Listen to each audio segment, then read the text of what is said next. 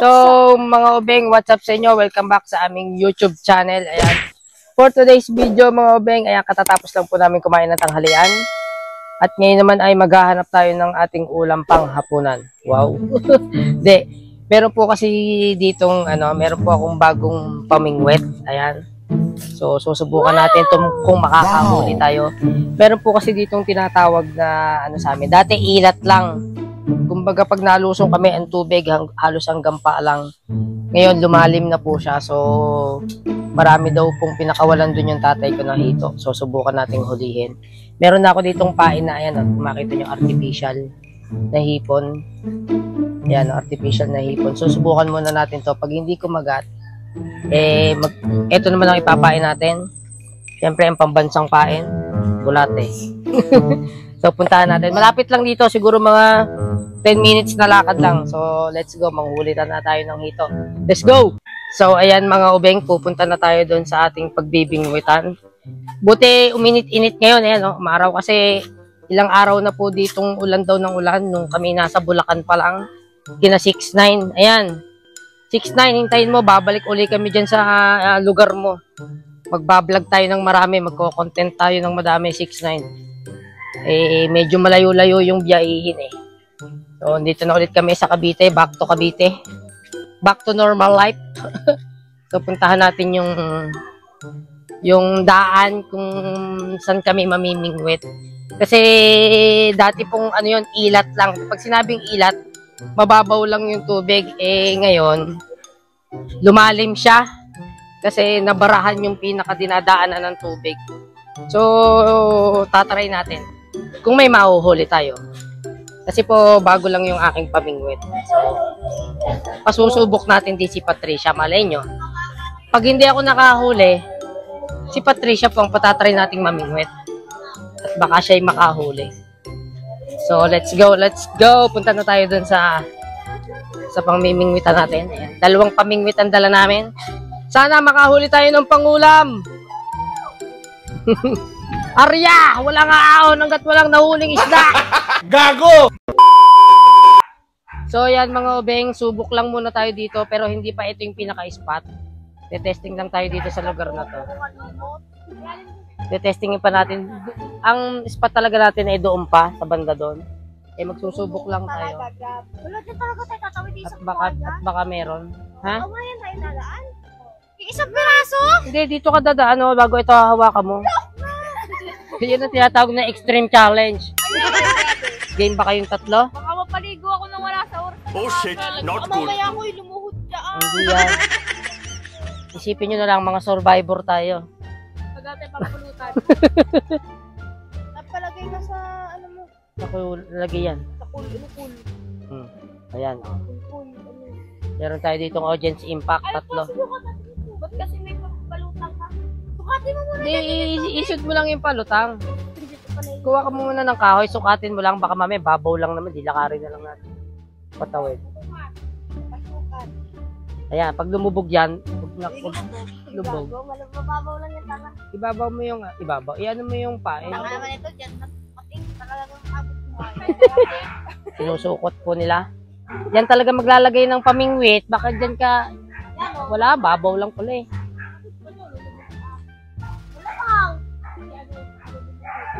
Wag mo anuhin yung tubig, hindi wala na isda diyan, tatakbo na. Lalangoy pala. May isda ba yan? Meron, may hito daw diyan eh, ayon sa aming kalkulay. Ayon sa kanyang tatay. Marami raw pinakalawang hito Marami dito. siyang pinakawalang dito. Dito yan, tapos tatawid tayo pag ganyan. Pero may spot pa tayong maganda mamaya doon. Mukhang wala tayong mahuli dito dyan yan. Di pa tayo. Meanwhile. Oh, sige, tawid. Oh, ha?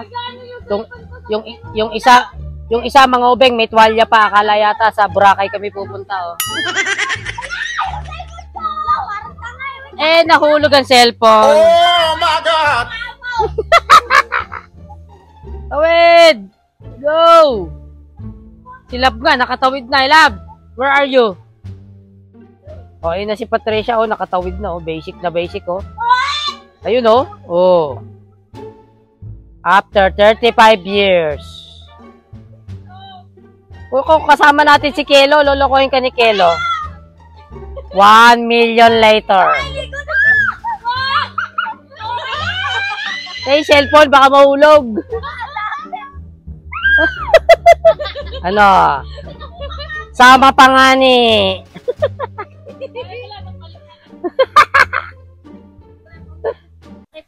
So, ayan mga ubeng, sinubukan na namin maghulog dito. At mukhang may huli, yan, oh. Hirap na hirap po siyang atake, no? Hindi malaman kung may nahuli o sumabit. Tingnan nyo naman kung gano'ng kalinaw yung tubig, mga ubeng. Oh.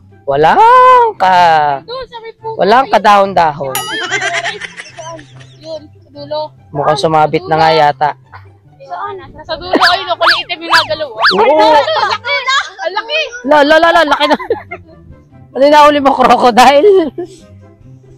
Sumabit po mga ubeng. Sumabit yung kanyang, uy, lakas ang hangin. Babo na bali. Nadadala po ako. Bali. Nabali, naputol. Eto, natanggal. Dalig na kay daddy. Sumabit po yung kawil doon sa may bandang dulo. Ayan o, doon. Sumabit doon. Babo na putol. Sa may bandang dulo. Ayun, naputol. Naputol. Wala namang ebidensya eh. Oh. Ito, mo, di ba may video? Kailangan nung matanggal yung sabit. Sumabit pa dun sa may sanga. Sumabit. Wala yung wala puntahan. Ang layo po ng pagkakabato. Ang problema ay sumabit. Oh my Ayun, ang God! layo. Kasi ang balita ko nga po maraming hito dyan. Pero mas lilipat tayo doon sa mamayang spot na doon sa kabila. Tayo makakalipat. Hindi natin ako makakalipat. Bakit? Hindi yan. A few moments later. Ayan mga komeng, nalaglag po yung pinakatali sa may baba. Oh no! Ito po, tignan nyo. Ayun o. Ayan. Ayun o.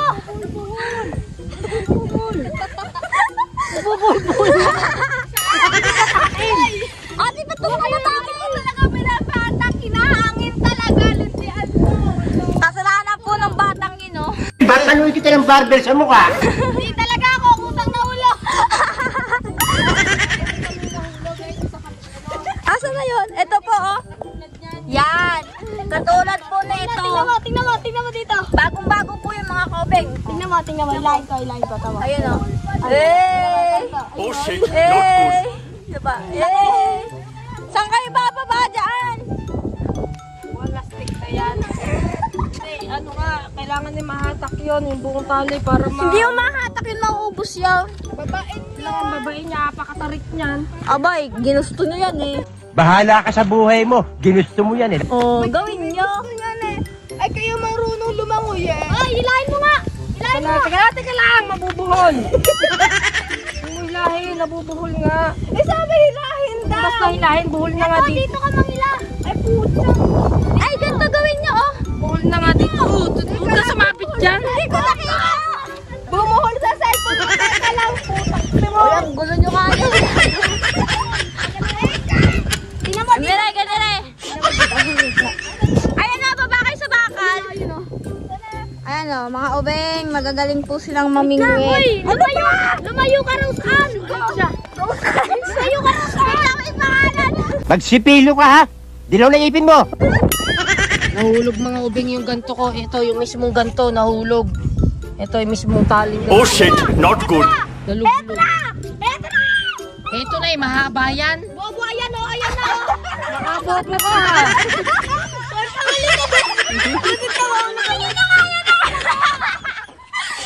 346 minutes later. So, ayan mga ubeng, naayos na yung ating pamingwit. After 35 years. Ito na talaga yung final spot ng ating paghuhulihan. Ayan.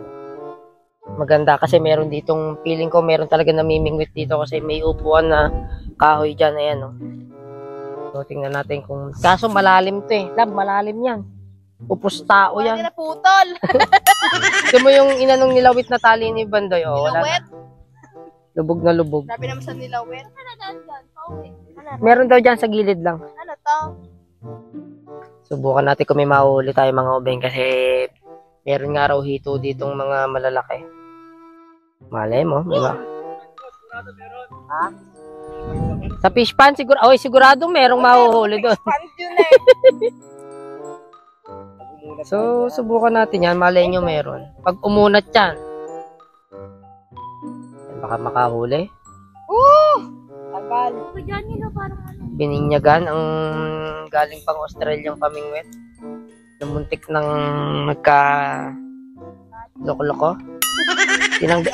Tinanggal na po namin yung palutang kasi sobrang lalim niyan. Tinanggal ko na po yung ito. Ito, yan. Tinanggal ko na to.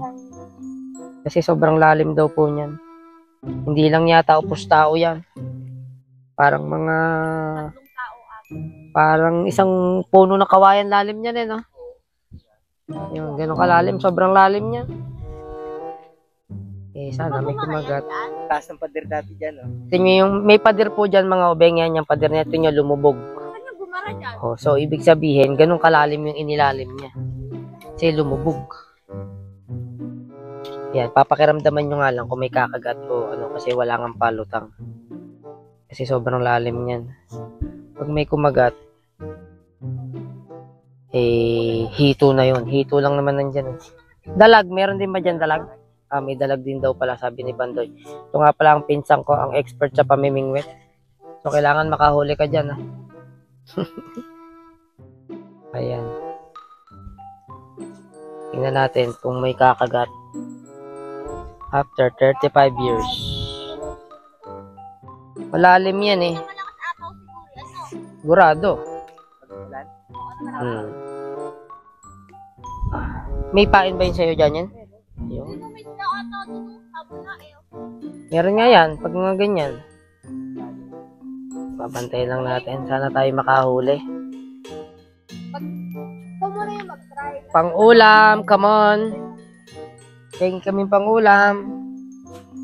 Mamaya mga obeng, pag kami walang nahuli ditong tohits, dito kami magkakangkong chips na lang kami. Pag kami walang nahuli dito, marami kami nakitang kangkong dun eh. So, pang merienda ang ating huhulihin. Kangkong. Paano mo malalaman pag may kumagat na dyan? Kasi walang palutang abagay. Pag hinilo yan palubog yung pamingwit, yan, may huli na. Nalunod na. Lalim daw nito mga ubing. Tingnan naman. Parang doon sa Lalim ng tubig o ilat lang po yan dati mga ubing ngayon. Sumobra na lalim. At sabi nga dito daw maraming dalag at hito. So, tingnan natin kung mahuli. Dapat doon sa medyo malayo sana. Gitna oh. Sa medyo gitna. Baka nandun yung mga hito. 4 hours later. So mga ubeng, ayan, andito na kami sa bahay at wala po kami nahuli kanina kung nung kami ay namingwit. Pero kanina nakapansin po kasi ako ng mga kangkong doon sa pinagbibingwitan namin. Sabi ko parang masarap mamaya magkangkong chips ha. So try natin magluto ng kangkong chips. Yan, first time kong magluluto nito. So tingnan natin kung ano yung lasa. Ito nakapanguhan na ako kanina. Ayan. So naggawa na ako dito ng eto, nilagyan natin yan ng harina, cornstarch at saka konting breading mix. Ito, to. Ayan, na may garlic. Ayan, nilagyan natin. Tapos nilagyan din natin ng konting paminta. And then, anuhan lang natin yan, tutubigin lang natin. And tapos, doon natin ilulubog yung mga kangkong chips. And then, tingnan natin kung lulutong siya or ano. Kasi first time ko magluluto nito. So, tingnan natin kung magiging crispy siya. Try muna natin mga ilang piraso din kung ano rin yung magiging lasa. Kasi malay nyo, pwede namin gawing business to. Kasi merong sumikat na nagluluto nito. Na kilala nyo naman siguro si Josh Mojica. Ayan. So, susubukan lang natin. Baka mamaya pwede itong gawing business kahit mura lang natin ibenta. So, let's go. Umpisa na natin to. Huwag na natin patagalin. Let's go! So, mga ubeng, ayan, nakapagawa na tayo ng didip pa natin ng ating kangkong chips. Ito na yung ating mga kangkong. Ilulubog na natin siya and then try natin i-prito. Kung anong magiging malutong ba siya or ano. Tingin natin. Siyempre, hintayin muna nating uminit na maigi yung mantika. Bago natin siyang i-prito. Meron akong gustong gawing dalawang options. Ito, tatry ko muna kung lulutong to. Itong gagawin ko ng una. Pag hindi lumutong, gagawin natin yung pangalawang ano. Oh, parang trial and error. Testing lang natin. Trial and error. So, testingin natin kapag siya lumutong, hindi malutong. So, yan, mainit-init na yung mantika natin. Kainin natin to. Kain tayo ng isa. Pag naging malutong to, di crunchy. Yun lang naman yun eh. So, pag hindi, tatry natin yung isa pang option na naisip ko. Kasi first time ko pong ginawa to, so...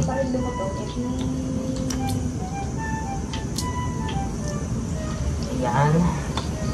Dalawa na tayo. Sarap to. Yung mga gustong gumawa sa bahay, madali lang.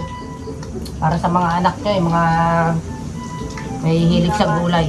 Hindi nakakain ng gulay. O, pang hindi po nakain ng gulay, patry nyo sa mga anak nyo to. Nako, magugustuhan to pa. Promise. Promise. Ayan. So, ihintayin nyo lang syempre siya mag-brown para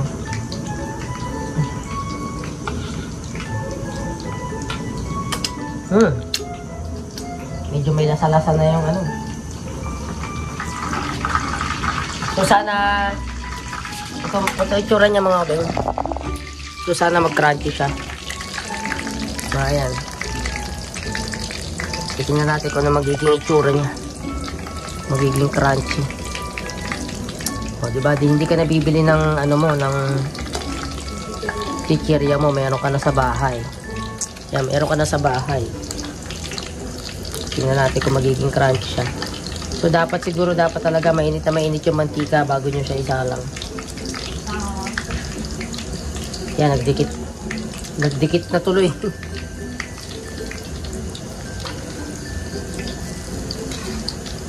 So, nilagay ko lang dito is, yun nga, cornstarch, harina, at saka konting breading mix na may garlic. Yan, para, so may flavor na siya. Garlic. Kung gusto niyo naman mga iba-ibang flavor, may mabibili sa mga grocery store na mga barbecue, ganyan, sour and cream, cheese, para may kakaibang lasa. Ito kasi, garlic lang. So, ayan, parang okay na yung first batch. Parang medyo luto na. Ayan, nag-brown na. Tingnan natin kung crunchy siya. Si Patricia po ang una nating taga-tikim. Kung talagang lumutong, ayan. Sensya na kayo, nahihirapan akong hawakan yung cellphone kasi nawala yung cellphone handle namin. Nawala yung aming pang-vlog na So, ayan, nag-brown siya. Kung mapapansin nyo, nag-golden brown siya. Ayun, So, tingnan natin kung lumutong yan. And then, tsaka tayo mag-fry ng panibago. Lab, testing mo muna. Parang mainit pa yan. Patayin muna natin yung, at masusunog yung mantika. Pinatay ko muna yung apoy kasi patetesting ko muna. At yung first batch. So, ilang piraso lang ito pinatesting mo po na natin kay Lab. Mainit pa yan, anak natin. Medyo malamig na yan. Yan, tingnan natin kung lumutong siya. Lumutong? Ayun, nag-golden brown siya kung mapansin nyo. Lumutong. Yung lamig eh. Ginaw po kasi kaya sa amin dito ngayon. So, try mo. Ayan, yung maliit. Yan mo na. Sige, try. Mainit ka. Pero feeling ko lumutong siya kasi nung bumagsak sa plato, may tunog na agad. Go. Tapos sabihin mo sa akin kung anong lasa. Lutong lutong. Ang init. Sige. Ito may peanut butter. Hindi, yan, gawa ng breading mix. Hindi ko nilagyan ng peanut butter yan. Ano yan? Kangkong chips with peanut butter. Oh, narinig nyo naman yun? Kung gano'ng kalutong? Oh? Ano lasa? Masang peanut butter talaga. Hindi nga, ano lasa? Para mag-a-adjust tayo kung nalasaan mo ba yung medyo garlic or testingin nga natin. Kulang sa ano? Ano kulang? Sa...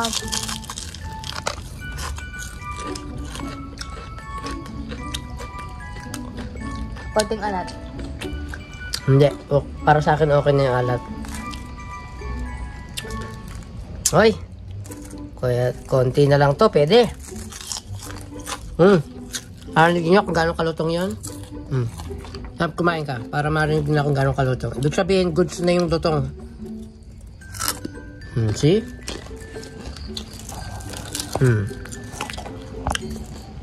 Medyo okay na yung lutong niya. Meron lang ako medyo ng... Okay na yung lasa niya. Andun na yung garlic. Paminta. Medyo dagdagan lang natin ng anghang ng paminta. So, para goods na. So, prito na natin lahat to. Okay na. Makukuha ko na yung timpla niya.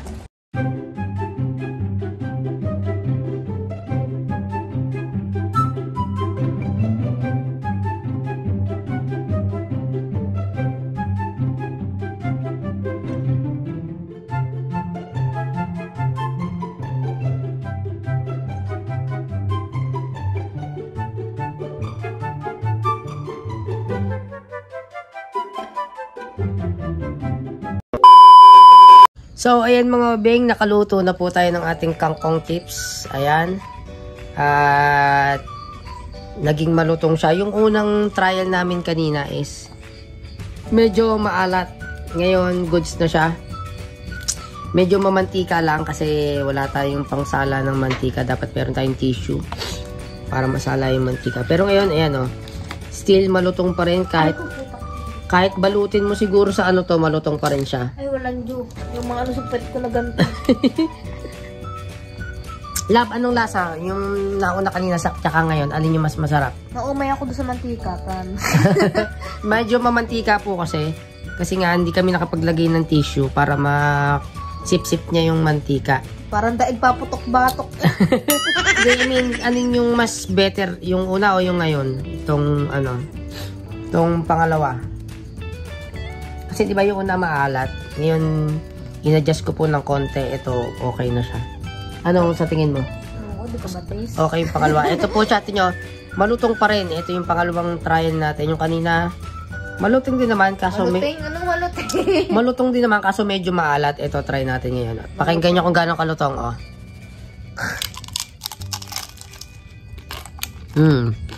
Walang sound effect.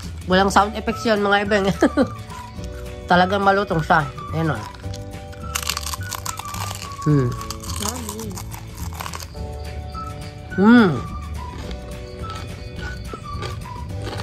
Good. Kaya lang, ayan, harangan ko pa. Ano lang talaga, garlic lang kasi yun lang yung may flavor ako meron dito. So susunod, pag nagawa kami nito, bibili ako ng mga powder ng sour and cream, barbecue, Sour and cream? cheese. Ganun, sour. Yan, mga ganun para iba-iba yung flavor. So, try natin magtinda ng ganito guys. Try natin, malay mo. Tsaka dagdag ano rin to, dagdag kita namin pag nakapagbenta tayo nito. Syempre, mura lang natin ibebenta. At may nakukuha na naman tayo ng kangkong eh. Ito nga atin nyo, ang laki oh. Giant kangkong chips. Laki oh, tingnan nyo naman oh. Halos kasing haba na ng mukha ko oh. Tingnan nyo naman yan. Hindi mahaba mukha mo. Tingnan nyo oh, diba? Yan ang ibig sabihin. Pero malutong pa rin. Yan ang ibig sabihin. Mahaba. So ayan, kapag gusto lang namin ng chips, hindi na namin kailangan gumastos, magagawa lang. Magluluto ka nga lang. Tapos, try nyo rin to na may sausawa na mayonnaise na may garlic. Lalagyan nyo ng garlic. Siguradong mas the best to pag isinausaw nyo sa mayo na may garlic. Mas masarap to mga obeng. So, ayan. Try nyo to sa mga bahay nyo para mapakain nyo yung mga kids nyo na ayaw kumain ng gulay. Patry nyo to kasi chips eh. Sigurado ako pag natikman nila to, yan. Masasarapan na sila sa good health pa. May makukuha ka pang sustansya dito kasi kangkong. So, ang sarap. Ngayon, kapag may mga dumating ako dito mga tropa, kunwari may happenings, ayan, sa birthday ko, magaganto tayo sa birthday ko. Malapit na po birthday ko, wala nang isang buwan, so magpapapulutan tayo ng ganto. May nagpaparinig po. O, di po ba? Malapit na birthday ko. Parang ginayang pa lang yung sinabi ni Fitz na yun na. O, ayan. So, magaganyan din tayo sa birthday ko. So, yun lang mga obeng. End na po namin yung vlog for this day. Marami pang kangkong dahon dito eh. Hindi na namin niluto. Kangkong dahon. Ayan o. Ang dami po o. So, itatabi na lang muna namin para pag gusto namin magluto po ulit. Makakapagluto pa kami. Ang dami pa niya, no? Sawa. Nakapagluto na kami kanina. Ang dami na namin nakain. So, ayan o. Titingnan natin kapag lumipas ng 1 oras kung malutong pa rin siya. Kasi, kapag binalot mo na yan, dapat malutong pa rin. Para yung kakain, pag kinain nila, malutong, diba? So, titingnan natin kapag lumipas ng 1 oras kung malutong pa rin yan. Pero, so, yun nga mga obeng. Ayan, end na namin yung vlog for this day. Sana nag-enjoy kayo sa mga nangyari sa amin kanina na nagpagod kami. Hindi po kami hindi man lang po kami nakahuli ng isda o ano man. Ang nahuli namin is kangkong. Dahon ng kangkong. Yun ang siguradong huli. Pero babalik ako doon. Tatry kong manghuli. Malay nyo kasi baka makahuli. Kasi nga raw malalaki daw ang dalag doon tsaka hito.